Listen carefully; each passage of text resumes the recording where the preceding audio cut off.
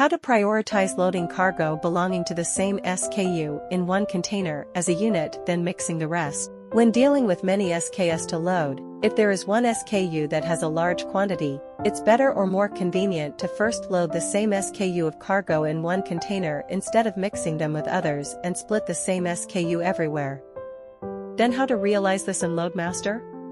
Let's check it out with an example. There are 4 SKUs for this loading task: A, B, C, and D.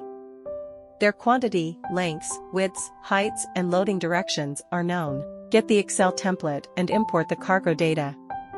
Copy the name, quantity, and size, and then paste them to the template.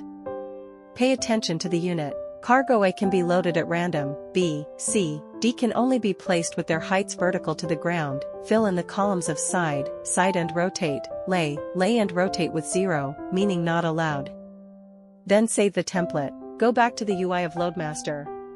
Import the Excel template. Add container from the database, 40GP. As for loading rules, since the same SKU is required to be placed in one container as a unit, check Prefer Unit Load.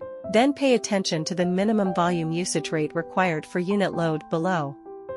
It means that once this rate of container loading is reached when loading the same SKU, others won't be loaded subsequently in the container. The lower the rate, the better of the result of the same SKU of cargo loaded together.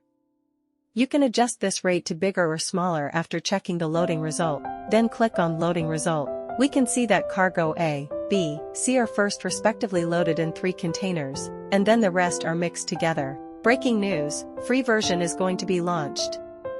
Remember to subscribe to us to get the link first.